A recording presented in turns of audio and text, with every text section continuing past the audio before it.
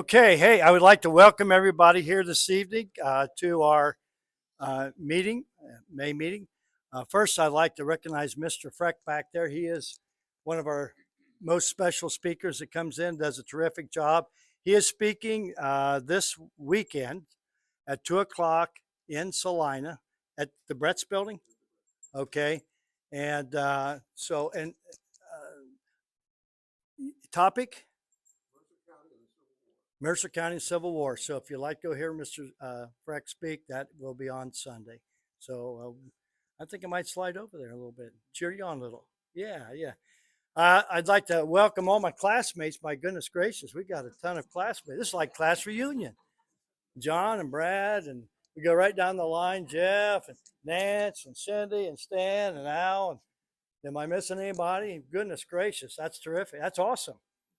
Might be just a should have been in there, but that's well, it was their fault. well,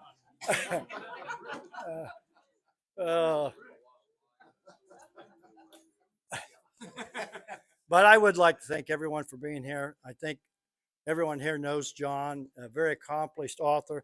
Matter of fact, I brought 5 books here that he has written, and they're all very special. But if you read them, they're very captivating. Once you start, it's difficult to put them down again. He's just a terrific author and really a great historian. I think Mr. Freck, in your conversations with him, he knows quite a bit of stuff, doesn't he? Yeah, he does. He's pretty awesome. Well, you sure fooled me. So, anyways, Brad, is there anything that we want to actually present to them that you can think of that we've had this last month? We've had some donations made, a couple things, but I don't think there's anything major. Norm, is there anything major that we had come in?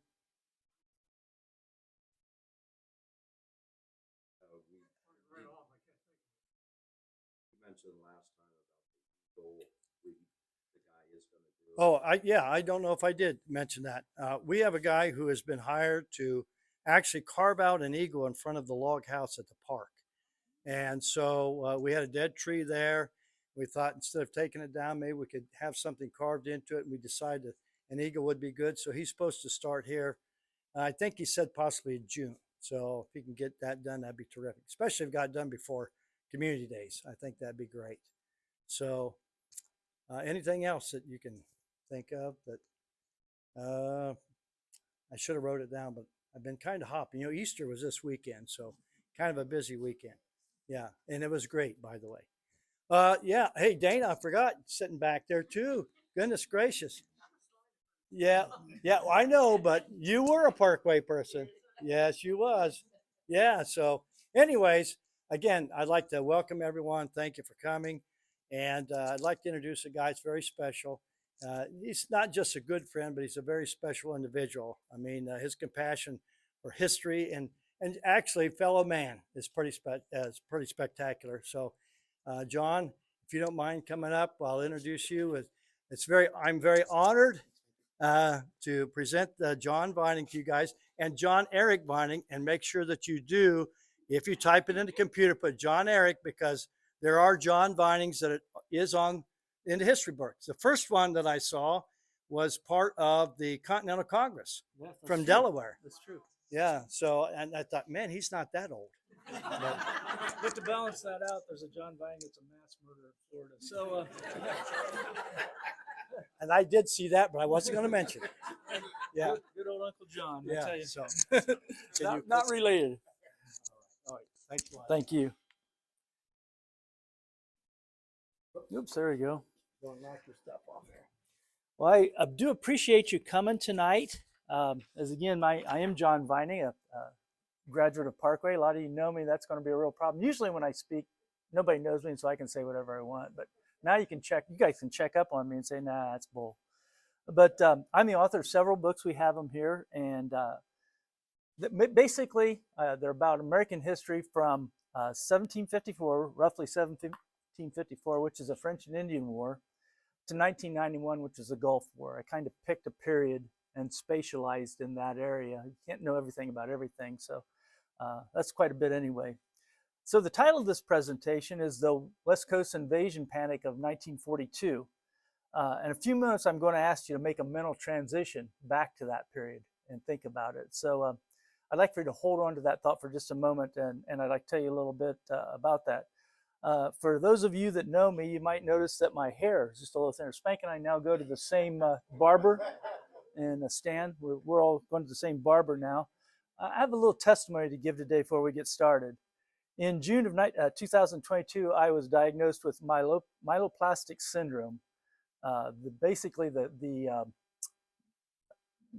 thing is, it's called MDS, extra blast high risk, which means I had chromosome damage to my blood. So that is all means it's bad. Basically, a very, very rare type of leukemia. After 6 months of chemo, bone marrow transplant, 3 months of isolation, and a case of graft versus host disease, which is an organ rejection malady, I was finally declared cancer-free. 10 months later, I was diagnosed with a recurrence of MDS, part of which had metastasized, converted to acute myeloid leukemia, which is the fourth leading killer of cancer. And all that was wrapped in what's called myeloid sarcoma, which is supposedly virtually incurable. So, wasn't good. Last August was bad. That settled in my left lung, and everything was coupled with the fact that all the chemo I took kind of wrecked my pancreas, and my diabetes got really bad. Basically, the second time my treatment around was the same song, second verse. I won't go through it all again. As of today, I'm once again cancer-free. Now, I didn't tell you all this to tell you how tough I've had it or to ask for any sympathy. What I did tell you about this is I want to tell you how great the power of God is in curing what's wrong with us. He found a way to get rid of or ease all of those problems, which is truly amazing to me. But what the truly amazing part is, that in my heart, I was never really scared of dying. You know, I just thought to myself, he never really came down and sat beside me like I was sitting next to Brad and said, John, this is the way it's going to be. But he gave a feeling to me that I was going to be fine, one way or the other. I took my last breath. If I was going to survive, that would be good. If not, I took my last breath here, my next breath in heaven. And he made that very clear to me. I just want to let you know that you can be free of fear here on earth. You don't have to fear it. All of us as class members, many of us in here, the sand's a lot more in the bottom than is on top at this point in time.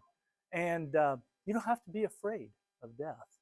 There's nothing to be afraid of if you have taken Jesus as your Savior and have a relationship with God. And as I was going through this, I found a sign on a church in Van Wert, and it really struck me, and it's been kind of my theme song or theme verse ever since. Fear doesn't prevent you from dying. Fear prevents you from living. And that's really the truth. Since that time, some of the best years of my life, just because I'm happy every day to wake up, get my cup of coffee, go in the sunroom, and enjoy the flowers and the trees and the rabbits that the dogs chase and everything else. So there's one more thing you have to do, though. Well, I skipped it. You have to let go and let God. I was having problems when I was trying to steer the ship myself. Grab the steering wheel, grab the gear shift, hit the clutch, as I've been taught. But if you let go and let God, once I decide I can't handle this anymore, that's when my problems stopped. Okay. Next, I'd like to give you a little bit about my background. I'm a manager. I've been a manager my whole career, as I just mentioned. And I found out I like history, and so I've been reading history. And I found out that being a manager is a lot like being a general. Now, the matter of scope is real different. I handled maybe a few $100,000 to a few $1 million in my decisions, and maybe 50 to a couple hundred people, where generals handle the fate of nations and the fate of war and the fate of the future. But by and large, it's decision making, and there's an art to decision making. So that's what kind of drew me to this. All this is in my latest book, which is this right here. Part of what we're going to talk about tonight is in this book. I drew some of the stuff from this book, Violet Lightning, a blueprint for Japanese victory in the Pacific, 1941-1942. We'll talk about that in a little bit. Okay, here's an important quote to keep in mind as we go through this. The hardest thing to convey in writing history or teaching history is that nothing ever had to happen the way it happened. It could have gone off in any number of different directions at any point for any number of different reasons. Now, that wasn't just somebody like me that kind of sits out in the country and reads history. That was David McCullough speaking. And if you know David McCullough, he might be the greatest American historian of all time, or maybe. So he feels that way too. And that's going to be important as we go through this day, trying to understand what it was like during the West Coast Panic of 1942. So I'm going to ask you to participate just a little bit. I'd like for you to just stare off into space or close your eyes or stare down at your lap. And I'd like to put yourself in the following mental scenario. Just think real hard about this. You're going to wake up tomorrow morning to news reports that Butte, Montana, Minneapolis, Minnesota, Chicago, Illinois, and Detroit, Michigan have been bombed by Iranian missiles. No one even knew that Iran had missiles that could reach us. No one knows where they came from, although it's suspected that they came over the North Pole and hit. Nobody knows how much exactly damage they did, how they were guided, how many were sent, exactly why they were sent, and how many more they have. This is virtually the exact same scenario most Americans woke up to on December 8th, 1941, after the Japanese bombed Pearl Harbor. Same thing, only relating to today. Now, what I'd like to do is continue in that thought and focus real hard. Either close your eyes, closing your eyes would be good, or looking down or staring away. I'd like you to transport yourself back to a time on the West Coast invasion panic of 1942. I want you to go back, peel back the years, go back past Afghanistan and Iraq, which is the 2000s, back past Kosovo and Bosnia, back past the Gulf War of 1991, Panama and Grenada in the 80s, Vietnam in the 60s and 70s, the Cold War and the Cuban Missile Crisis, back past Korea, even back to some of the later events in World War II, which is Okinawa and Normandy. Transport yourself back there. Are you there? Are you there yet? Go ahead and open your eyes. Just to help you get a mental picture, it's December 7th, 1941, and you don't know the things that you know now. You don't know these things. You don't know that there'll be a German U-boat offensive early in 1942 off the East Coast, and we're going to be able to survive that. You don't know that the Germans and Japanese don't cooperate very well in the war effort. You don't know that at times this is going to be a hard one to swallow, but at times the Japanese don't use their war assets very strongly at all. They don't use them wisely or aggressively, especially their best weapons. You don't know that the Japanese are going to try to set the decisive battle of World War II, which is midway, and they're going to lose it. And you also don't know that the U.S. is going to maul the Japanese at Guadalcanal and basically destroy any chance of them winning World War II in that time. But what you do know, the Japanese just came out of nowhere and struck Pearl Harbor with a carrier force that decimated our Pacific fleet at Hawaii. We didn't know that the Japanese had the strength to hit American territory. We didn't know what their aircraft strength was, how many carriers they have, how much range the carriers had, and where they are now, and what's their intent. We don't know what their intent is after striking Pearl Harbor. It sounds a little bit like the Iran scenario, doesn't it? Very similar. Even on December 7th, 1941, if we view some things objectively, some might have reasoned that the United States has a huge long-term resource advantage over Japan in a long war. We have many more raw materials than Japan, and it's all easily available. You think about it, we have iron ore in Minnesota, we have coal in Pennsylvania, we have oil in Texas. We have all that stuff available just within relatively few miles compared to what Japan has to have. We have a long-term technological, and industrial advantage. We can make better stuff and make more of it. Yamamoto knew this, the head of the Japanese Navy. He had spent time in the United States in the 1920s and 1930s. He knew what we were up against. You might be able to reason that between the Great Britain and the United States, we have a huge and quickly multiplying advantage in code breaking. And I got that out. This is a really interesting book too, but it's called The Emperor's Codes by Michael Smith. Fascinating how between Britain and us, by 1943, we knew where every ship was that they had, where they were going, when they were leaving, where they were heading by 1943. But we don't know that now. You're December 7th, 1941. You might have reasoned it, but you don't know that. And that we will be able to use our ships, planes, and particularly our submarines to choke off all the flows of raw materials. And they're not going to be able to do anything in a few years. Remember, on December 7th, 1941, where you are, things can go any direction, as David McCullough just said. Things could have gone anyway. We didn't know any of that, and you don't know that now.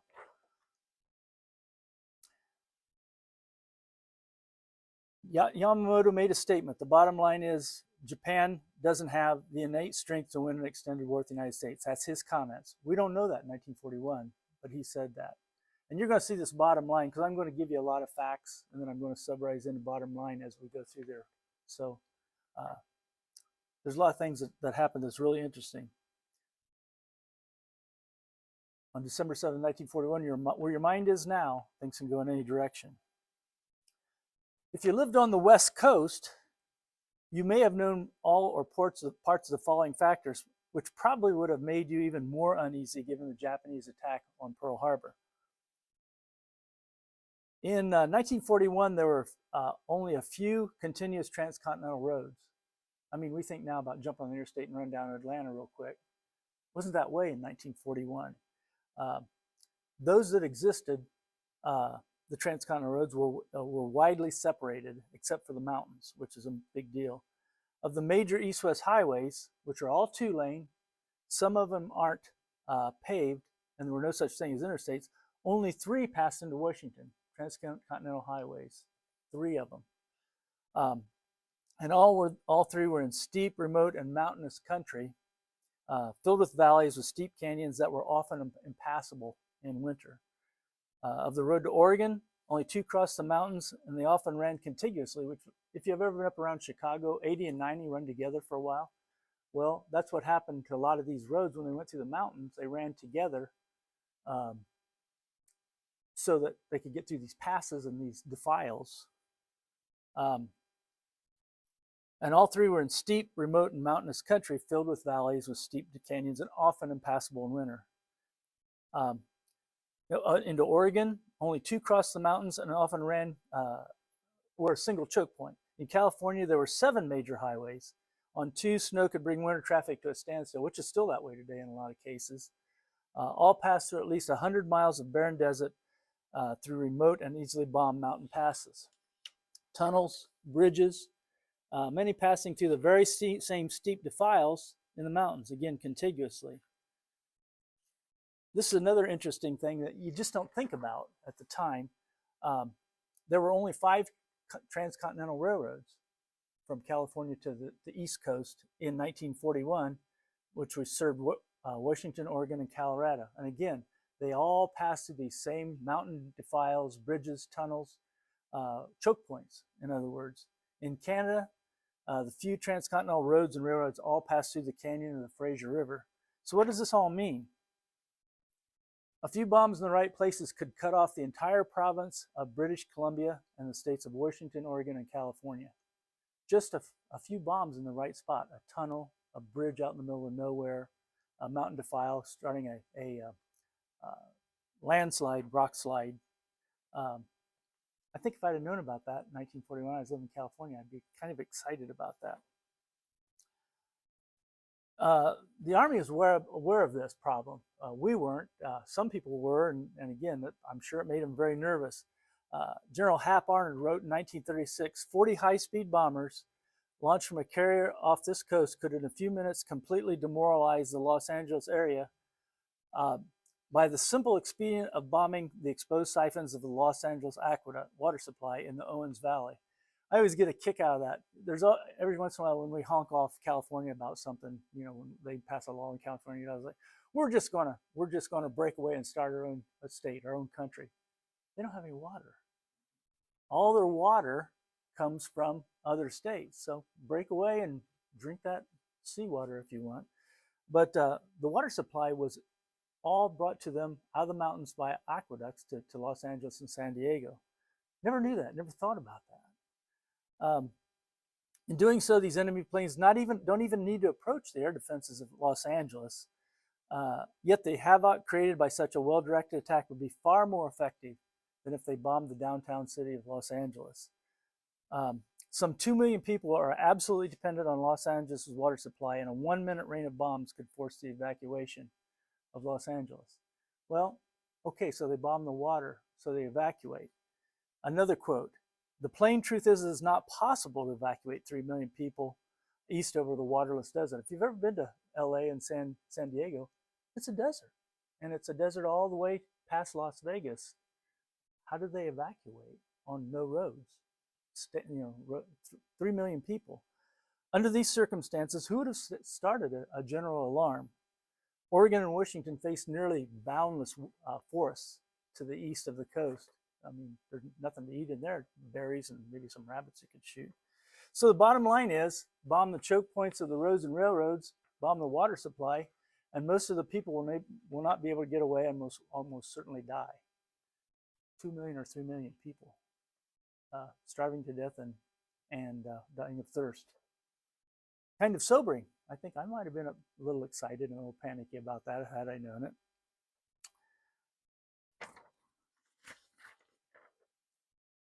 Another point to bring up. This is all things that would make people panic back in 1942.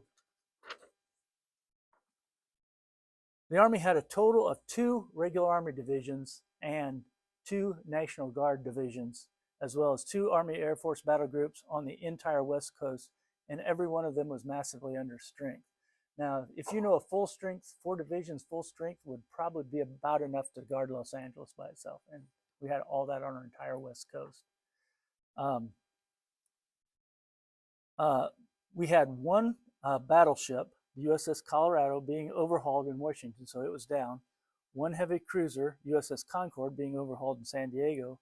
14 destroyers, 6 submarines, 2 of which were being overhauled on the whole of the West Coast. And the rest of our Navy was laying at the bottom of Pearl Harbor. The few U.S. fighters, again, they were under strength as well, available could not fight at night, as the advent of dedicated night fighters was 2 years away. So if they want to come in at night and bomb some stuff, good luck hitting something with a searchlight and some anti-aircraft fire. This is interesting too. Along with the Army and Navy to protect the West Coast, there were separate and parallel civil defense units, which I use civil defense in quote. These newly raised units watch potential targets such as bridges, tunnels, shipbuilding plants, commercial radio stations, dams, power plants, oil wells, hospitals, and airfields, as well as scanning the sky for aircraft. But what they really did, with so many federal, state, and local entities quickly leaping into action and untrained, there was an inevitable hodgepodge of blurred and overlapping jurisdictional lines. Many of these units proclaimed in shrill and increasingly contradictory statements about the Japanese danger of the West Coast. Now, in this book, it was pretty interesting. They were getting reports of battleships right off the coast. They were getting reports of submarines rising up and shooting their guns off. And in the middle of the night, the anti-aircraft guns would go off and wake everybody up, shooting at phantom planes that they thought they'd heard. And then other people would say, nah, there wasn't anything last night. All this is happening all at once. Just creates a whole atmosphere of fear, a whole mindset of fear. So the bottom line is, we have almost no Army, Navy, or Air Force to protect the West Coast, and our civil defense establishments are small, ill-trained, and unorganized. All 4 establishments are prone to issue irrational and contradictory pronouncements that increase the civil population's fear and confusion. So you can see what's happening here now. You're getting all these reports of things happening. Gosh, what are we going to do if we have to evacuate? What are we going to do if we don't have any water? People are really getting nervous about this.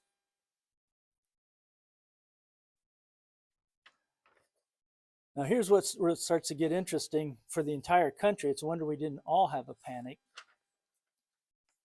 I guess not enough people knew it because, again, the government's keeping all this quiet.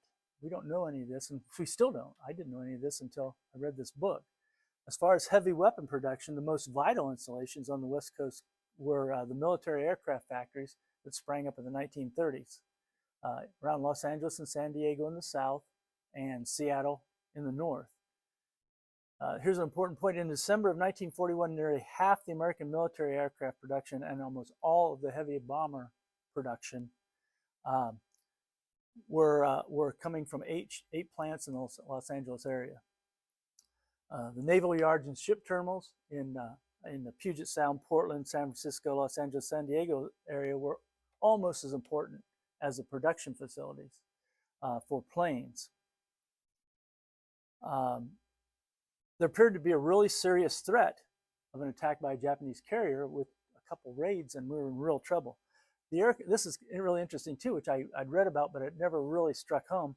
The aircraft manufacturers undertook a massive program of camouflage.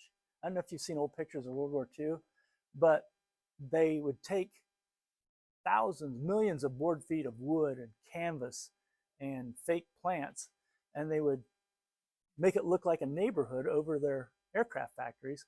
And then right next door, they'd have an airstrip, which was just nothing but stones. So they did everything they could. All these millions of dollars and man hours spent for something that we know now was never even a possibility. But that was the extent of the frenzy that was happening in California at this time. And Washington was aware of this again. This is a quote: "For several days we've been getting rather alarming rumors of concentration by the Japs," and forgive, this is World War II language, "by the Japs to make a revenge attack upon us. They are well authenticated, and we are now worried about the place where they may come from, which may be anywhere from Alaska, the West Coast, or Panama. George Marshall is troubled about it and told me this afternoon he's going out to check it out." And then after Marshall was out there, he said he's talking with representatives of the Air Force out there with reference to the possible attack by Japanese upon our plants in San Diego, and then a flight on down to Mexico to land. Marshall flew because we think there's a very real danger of a Japanese raid very soon in some part of the coast and very nearly the southern part, which would be Los Angeles and San Diego. They thought, even the government was really worried about that. Another point, literally, there were reports of Japanese submarines surfacing and shelling, but there actually were some surfacing and shelling. And again, I didn't really realize this either. They were shelling various plants and facilities up and down the West Coast, from Washington to Southern California, including oil plants and military industries. They had these great big subs, and if we got a few minutes at the end, I'll tell a kind of interesting story about that. They had these great big subs, which were basically equal to a light cruiser in firepower, and they came up and they had this big 5-inch gun on them, which is roughly what a destroyer or a light cruiser would have, and they were shelling the West Coast periodically. They thought they could do some damage, but basically they were spreading terror by these. They're out there, the vandals are at the gate, and people are getting frantic. They also had some float planes. These really big Japanese cruisers had a hangar, and they could hold a float plane. They pulled it out and assembled it, and then they could fly off. And they're supposed to use it for a scout, but they got the bright idea of taking a bomb and bombing Oregon and Washington forests and trying to start forest fires with incendiary bombs. And so they tried that, and people were hearing about that, but they never really started any forest fires. But they actually did that. What's the bottom line? Much of our war-making potential was subject to relatively easy bombing and shelling from Japanese aircraft, warships, and submarines. A lot of people knew that, and they were pretty excited about it. Now, here's one of the sadder things that happened in this war scare. There's a growing number of arrests of Japanese nationals and Japanese American citizens. Some people took comfort that the FBI was on the case and was protecting them. But some people felt that the apparently endless number of spies being captured meant that there were saboteurs and spies on the West Coast, and they're here. The enemy's here. So the bottom line on that is many people fear an internal uprising of Japanese Americans to aid in the destruction of the United States military and industrial infrastructure. So I made several points, any one of which probably would incite a riot in today's world, but it incited riots there. The fearful among the people, which were many of them, many people were fearful, took to gathering in mobs. Before that, the main thing that caused it to begin with is a blackout was ordered on the West Coast. So that, that's what happens in wartime. Countries have blackouts so people can't see them and bomb them. Well, these were all issued by these various and contradictory official entities for the entire states of Washington, Oregon, and California. Some people didn't get the word, so they left their lights on. Some took it, that's the government. Took it with a grain of salt and didn't do anything.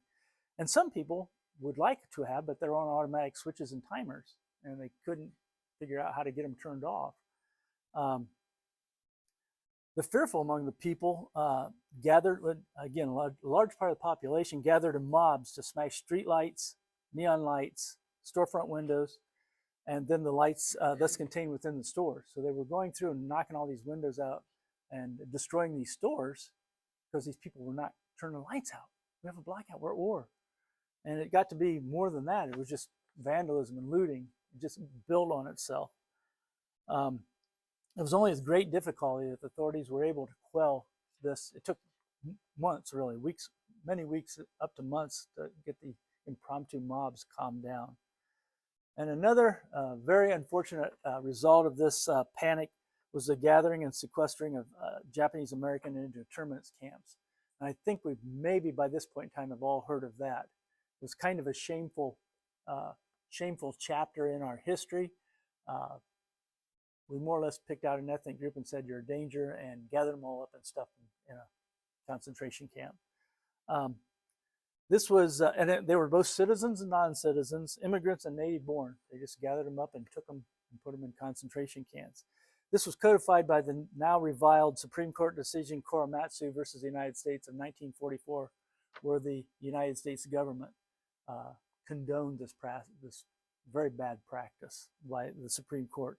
It remained in force at least until late 1943 and on into 1944 before the Japanese Americans were released. Now, I gotta admit something. I don't know that I'm proud to admit it, but I've always held this whole process of internment camps and the sequestering of the Japanese Americans and putting them in as very loathsome. And the Supreme Court is like, that wasn't their greatest day. However,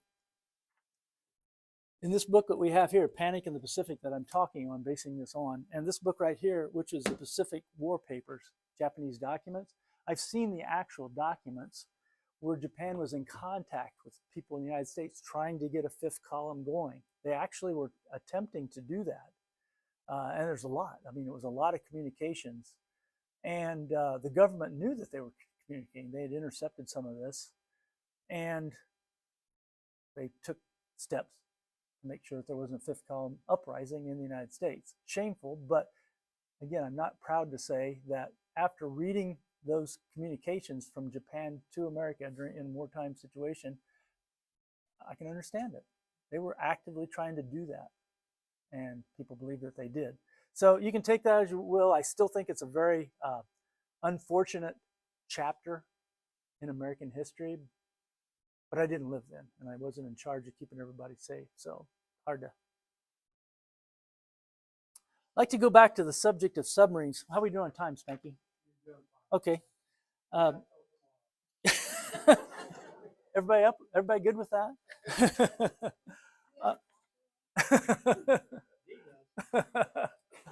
Going back to the subject of submarines, this is pretty interesting because the subs were a big part of this panic. But had the Americans known the full extent of the submarine activities, I think the panic would have been much worse everywhere.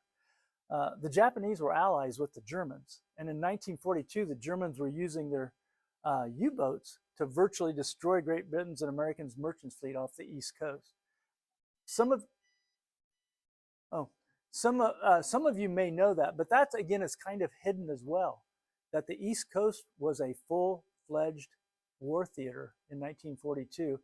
The U-boats, German U-boats, would sit just maybe a few thousand yards off the coast, And there was no blackout on the East Coast. So they would literally wait for these ships to come out of New York Harbor and be silhouetted by Atlantic City and Jersey City. And they were so confident and cocky and thoughtful how they did. If it was a freighter, they'd use their deck gun and sink it. If it was a tanker, they'd use one of their valuable torpedoes. And they just made a mess.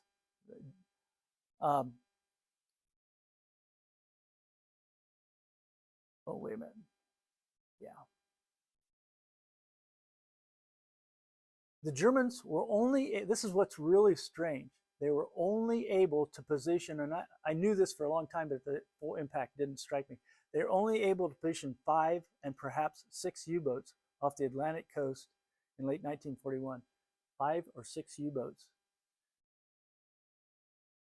With those 6 subs rotating, of course, one would come and another would leave and go back and refit, but they only kept 6 on station. The Japanese were able to sink 250 ships off of the U.S. coast roughly by May of 1942, which was 15% of their total sinkings worldwide in 1942. They did that in just a few months right after the start of the war. And 400 in total throughout the Atlantic Ocean in that same period. This added greatly to the 1,662 ships, which was 7,800,000 gross registered tons of shipping the Germans would sink in 1942. In other words, we were their main target right then, and they were doing the job on us. It's kind of hard, it'll be hard for you to see, but you don't really have to see the details. All you have to see that in the first half of 1942, right there along, those are the sinkings. Those are Germans, those are the sinkings of our merchant ships in 1942. You can see from basically Nova Scotia all the way down to Port Canaveral. That's where most of their ships were sunk. They were just destroying us, devastating us. This is an interesting thing too. The Petroleum War Industry Council Committee, a private group of big oilmen, had investigated the continued sinkings along the Atlantic coast and had determined that if the current rate of attrition had continued as it had in January, February, March of 1942, there would not have been enough oil available to continue the war past 1942. That's how much they were doing. And I'd like to reemphasize, most of this East Coast destruction in early in 41 and 42 was done with 5 or 6 submarines on rotation. The Japanese had 58 submarines available at that point. Captain John M. Waters, who retired captain, said, "Only a few submarines were able to inflict shocking damage on us just a few miles from our shoreline. What would have been the result if Germany had been able to preposition 20 or 30 boats? The East Coast, in all likelihood, have been completely shut down." The 1942 debacle, in the 1942 debacle, fleet escorts were withheld to protect the heavy units rather than fight the U-boats. The refusal to deploy fleet destroyers against an enemy running amok only a few miles away defies logic. Would future hostilities see a scenario? Now, remember I told you that this was going to be hard to believe, but Japan did not use their war assets very well? Well, their own documentation said that they put 9 submarines off the coast. They positioned 9 submarines off the west coast in December of 1941. 6 submarines had almost destroyed America, and they had 9, and they had 58 in total. They positioned 9 submarines on the west coast, and here this is a map from that period, and I just put the submarines out there. Off Puget Sound, which is Cape Flattery, they had I-26. Off Columbia River, which is known as Cape Disappointment, they had another sub. In Oregon, they had one off Cape Blanco. And in California, they had 6 from San Francisco, Mendocino, San Francisco, Monterey Bay, Estero Bay, Los Angeles, and San Diego. They were there. They were there. The problem was, again, they were not aggressive. The Japanese never used their submarines as they ought to. They thought of them as kind of an advanced picket line for reconnaissance, and they thought that a warship should fight a warship. So they only waited for battleships and cruisers and carriers to come along. where the Russians or Germans knew what they're doing. They used it to destroy the war-making ability that we were doing. In February of 1942, a 10th submarine came. So there were 10 submarines along there by February.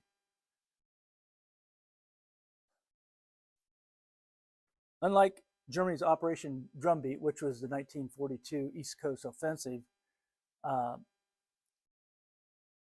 the Japanese submarines offensive had shown negligible results. 9 of the submarines, advanced submarines, had operated off the North American coast. Yet they had sunk only 2 merchant ships, so they had damaged another 2 beyond repair. No American warships had been attacked successfully. None of the deck gun attacks against installation had caused anything but minor damage. But what the submarines had done was to ratchet up fears of more and more damage attack, added to this panic that's happening on the West Coast. They gave the people of the West Coast the feeling of being under siege. Hey, these people out there, they're right off our bays, and they're shooting guns at us and shooting torpedoes at us. But what if the Japanese had cooperated with the German in strategies? Why were the Germans so successful? Again, the Japanese and the Germans didn't talk. Germans didn't even know that the Japanese were going to bomb Pearl Harbor. That's why they only had 5 submarines to put off the coast. But what if they had cooperated?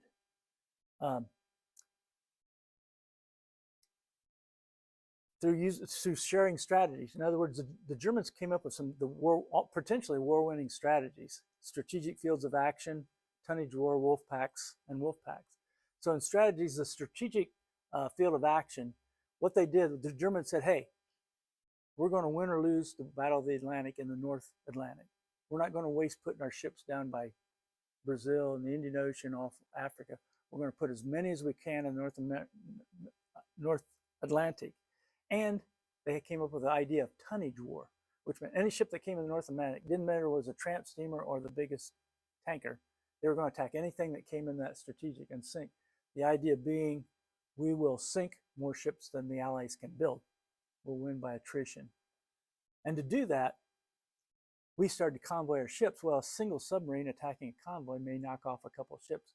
They gathered the tactic of wolf packs, where they put 5, 6, 7, up to 10 submarines within shipping area of each other. And then when one would sight a convoy, they'd call them all in, and they could do some damage. They virtually decimated several convoys through the wolf pack. And then what if Japan had said, okay, we're going to determine the area between the West Coast and Hawaii is our strategic, and we're going to put 58 submarines in there. And when you try to rebuild Hawaii and use that as a jumping off point to come at us, we're going to sink all your ships. Can anyone imagine the devastation to American shipping in the Pacific if they had done that? In closing, it's quite clear that if the citizens of the West Coast had any idea of the amount of damage being wrought off the East Coast by only 6 submarines, at most 6 submarines, and that the Japanese had a minimum of 9 submarines stationed off the West Coast, the panic and rioting might have been many times worse. That's what I have. I'm going to do a shameless plug for some of my books. I'm not above that. You can go to www.johnericvining.com. You can order books. Any of these books, I have several up here. I have a few of these I brought with me if you're interested in buying any today. There's free ebooks out there. I wrote some ebooks, and they're kind of controversial subjects, kind of some what if stuff or some things that most historians don't believe that I do believe. And so rather than charge for those, I just decided to put them out on my website, and you can read them, and you can say, Vining's an idiot, or whatever you want to do, which is what most people do when they read them. But those are free to you. You can go out there. It's a collection of essays and monographs. There's book reviews of my books out there. Summaries. I put together some summaries of what the books are about, so you can read those summaries and say, oh, that doesn't sound good. I'll go to a different one. A couple radio interviews I've done with Chris Roberts there in Van Wert. That was a lot of fun. I enjoyed that. And there's other things that are out there. Why I write, some arguments I've had with historians and book critics, and just a bunch of stuff out there that's interesting. So I encourage you to go out there if you like what you've heard, or you think you might like some of these books, and order there. And that's all I have. Any questions today about what you've heard? How are you doing time, Spanky? I lost track of time. Okay.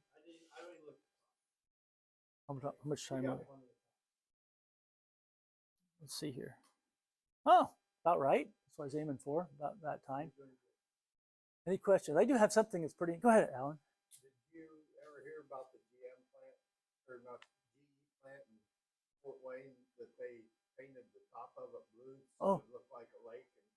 I've never heard that, but that's an example, a small example of what California did on a huge scale. Think of the manpower that took away from the armies and the millions of board feet and canvas. But that's an example. I never heard that, but that's an example of what they're doing large scale out there.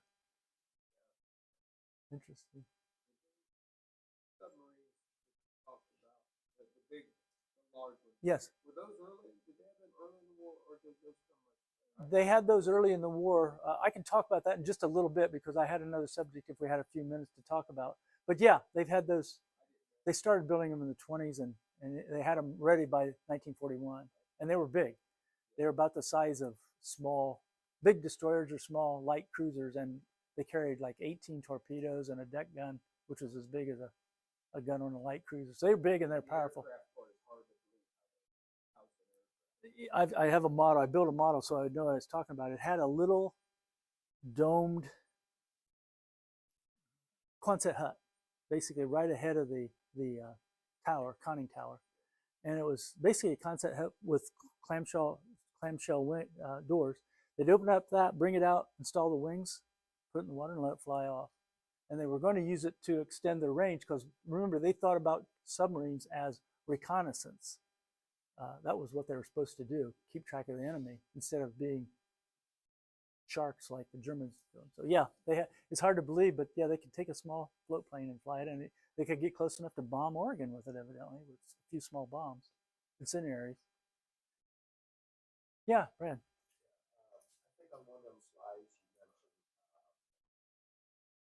Gulf of Mexico. Yeah, there was. Let me see if I can go back there real quick to that map. Yeah, if you look down there, about halfway down off to the left of the map, you can see the Gulf of Mexico. And they were there. The Gulf was a little more difficult because it's shallow. And even a kind of rigged escort that was carrying a hedgehog or a depth charge could get them there pretty easy. I think Hemingway was down there with his yacht, and he had outfitted it with a couple of machine guns and a couple of he'd throw them at it. Well, no, he didn't waste the bottles. He refilled those and used them again, probably. No, but yeah, it was pretty easy to sink. It was too shallow for them to really have a big impact in the Gulf. But they were there, and they're still finding submarines. Yeah.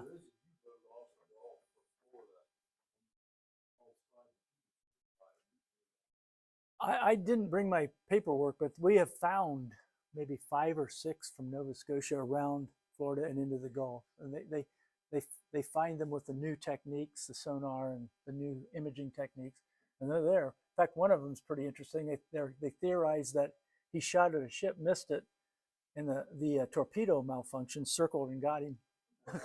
Got him. So that would be a heck of a way to go, wouldn't it? Yeah.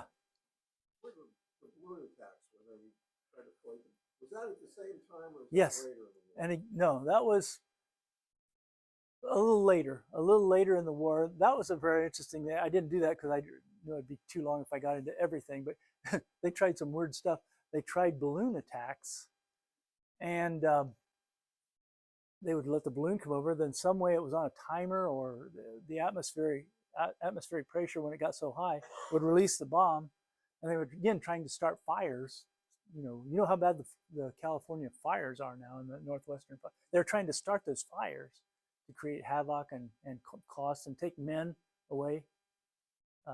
In those days, it was all men. So yeah, that happened. And unfortunately, the only casualties from that was a Sunday school class where some kids wandered away from the Sunday school class and found a bomb and were messing with it, and it blew up and killed a couple of kids. But yeah, and I think the latest one they found was 2014. They found one even up where the balloon was still attached and had a bomb there that didn't explode. So they're still finding them today. But that was an interesting thing too. There were various other things I didn't get into. The big thing was the water supply. Easily destroyed, and you could have killed a couple million people of thirst. It's like that. What happened to the South in the Civil War? Similar in concept. Got cut off, railroads. Similar in concept.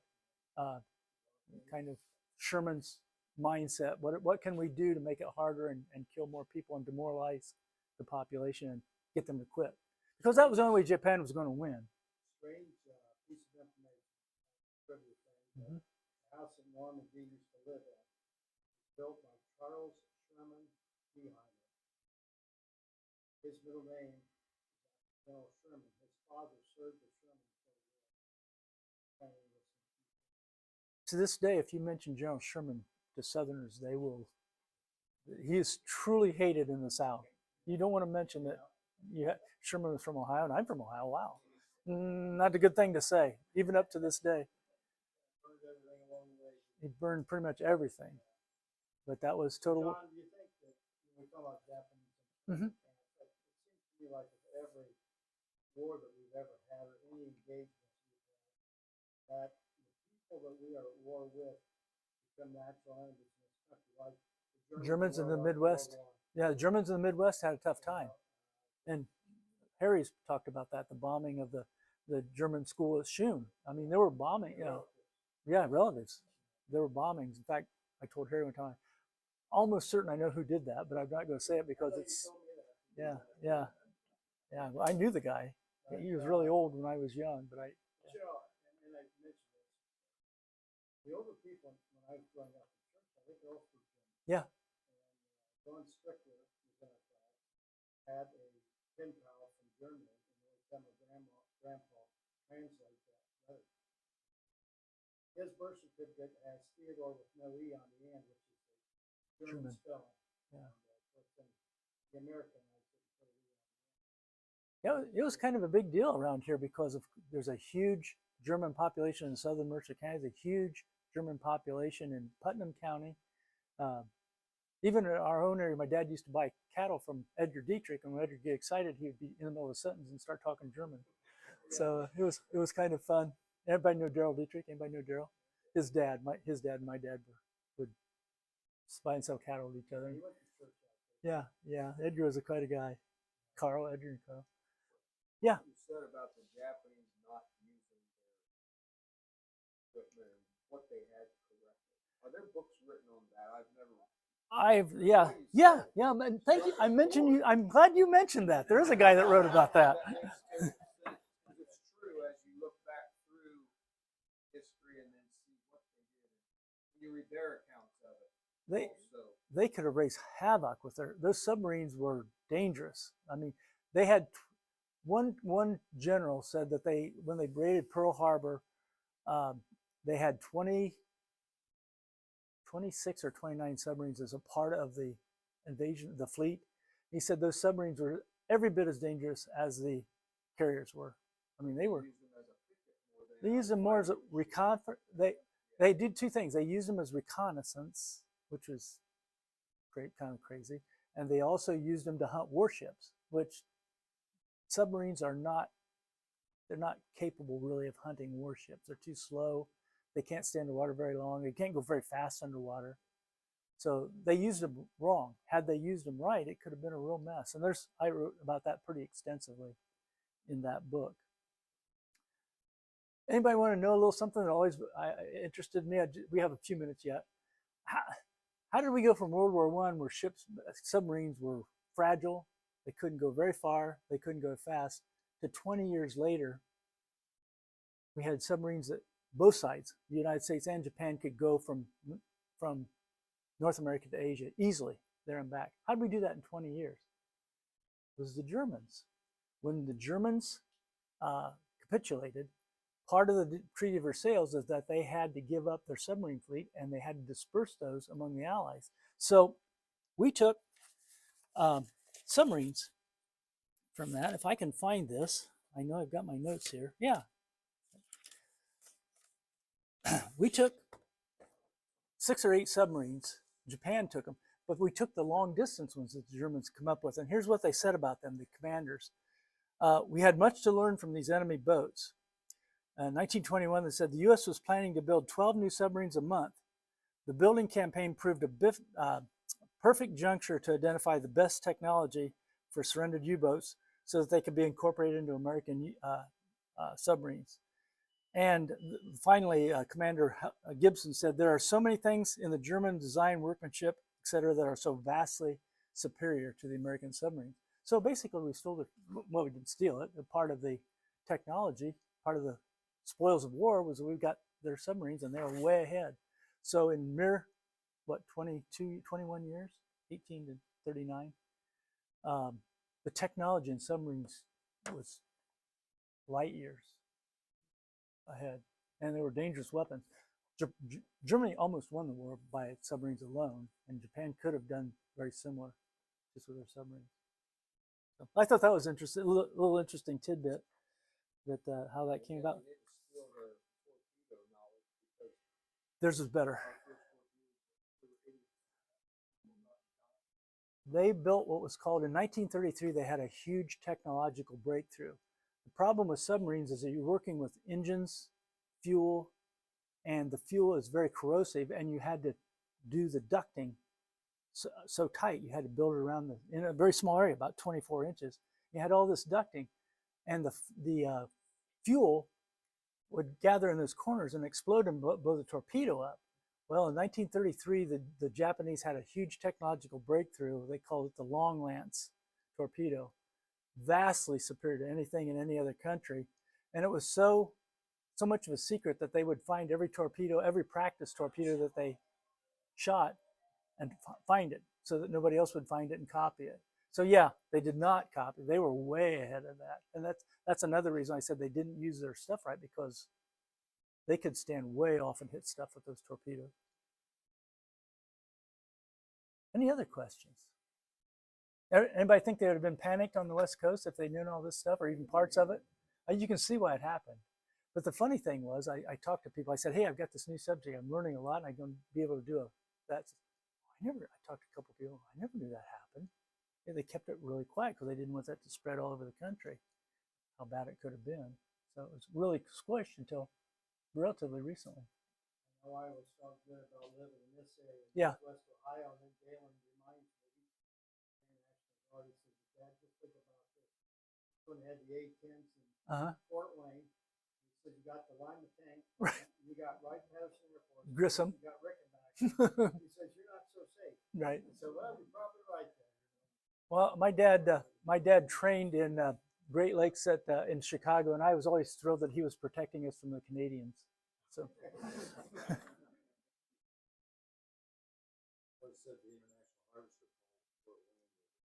It would have been.